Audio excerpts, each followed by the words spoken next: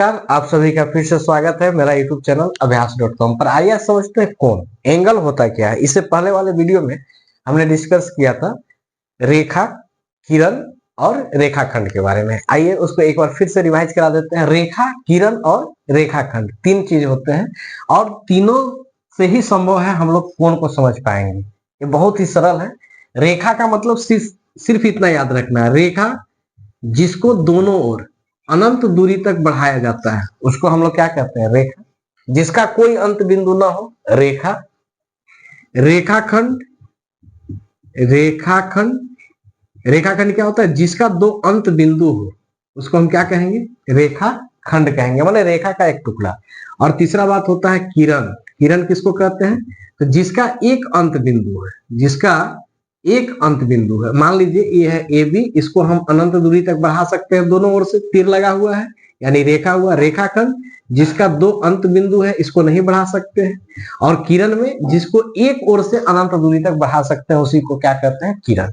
ठीक है, अब बात करते हैं हम लोग एंगल, कोण। कोण होता क्या है, तो यदि कोण की परिभाषा के बारे में बात करें कि कोण किसे कहेंगे, तो इसका सबसे सरल परिभाषा है कि जब दो सरल रेखा या जब दो सरल किरण, ठीक है, एक निश्चित बिंदु पर मिलती है, इसको लिखते चलते हैं कि जब दो सरल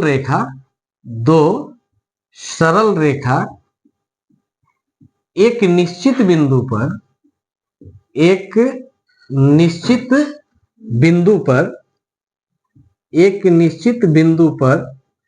मिलती है, तो उनके बीच के झुकाव को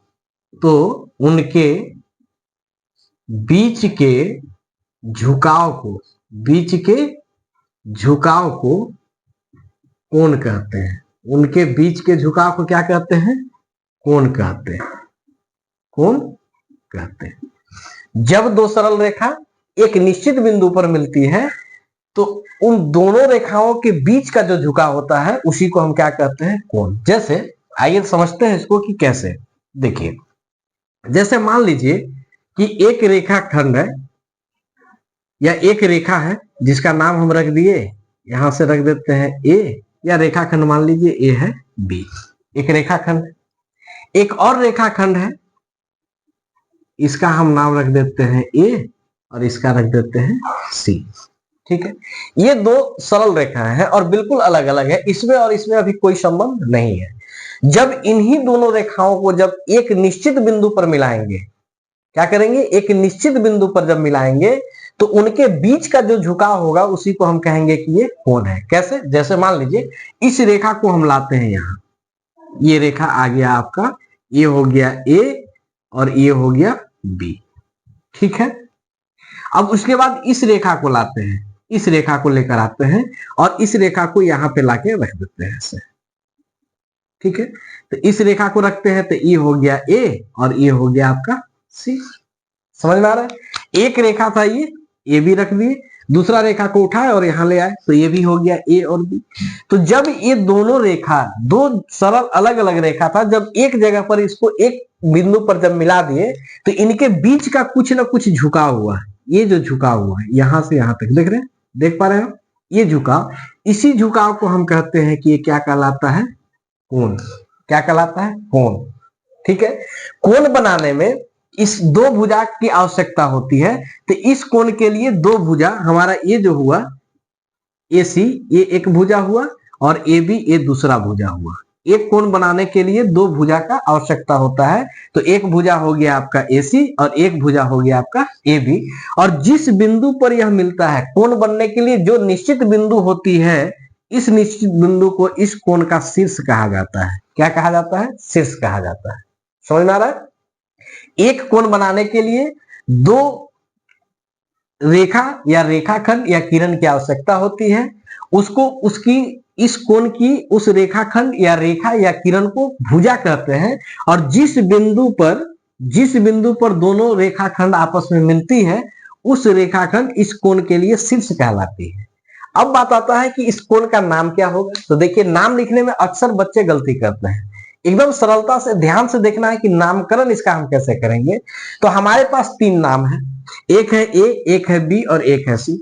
जब भी आपका कोई भी एंगल बनेगा तो 3 पॉइंट आपको मिलेगा, 3 नाम आपको मिलेगा। कुछ भी हो सकता है, A B C P Q R, कुछ भी हो सकता है। तो आपको ध्यान क्या देना है कि हमारा एंगल बन कहां रहा है, जिस पॉइंट पर, मतलब जिस इस कोण का जो भी शीर्ष बिंदु होगा उस नाम को हम बीच में रखेंगे। तो हमारा कोण कहां बन रहा है, ए पर। ठीक है, तो या तो आप इधर से शुरू करें या तो इधर से शुरू करें। अगर इधर से शुरू करेंगे तो इसको लिखेंगे कोण बी ए सी, यानी कि जहां जो शीर्ष है, इस कोण का जो शीर्ष है वो कहां रहना चाहिए, हमेशा बीच में रहना चाहिए। ठीक है, या अगर आपको इच्छा करे कि ऊपर से लिखना है तो इसको लिख सकते हैं कोण सी ए बी। हमेशा ये ध्यान रखना चाहिए कि जहां पर हमारा एंगल बन रहा है, ए पर बन रहा है, तो ए कहां रहेगा, हमारा बीच में रहेगा। अगर इसी का नाम अगर हम कोई बच्चा लिखेगा ए बी सी, तो ए बी बीच में क्या आ रहा है, बी, बी पर कोई कोण बन रहा है, नहीं बन रहा है। ठीक है, तो केवल शीर्ष को ध्यान रखना है कि शीर्ष बिंदु क्या है, और जब भी कोण का आप नामकरण करेंगे तो उस शीर्ष को बीच में रखेंगे। ठीक है, जैसे ही बीच में रखेंगे तो कोण का नाम आपका सही हो जाएगा। उम्मीद करते हैं कि आपको ये कॉन्सेप्ट समझ में आया होगा। फिर मिलते हैं अगले वीडियो में, तब तक के लिए धन्यवाद।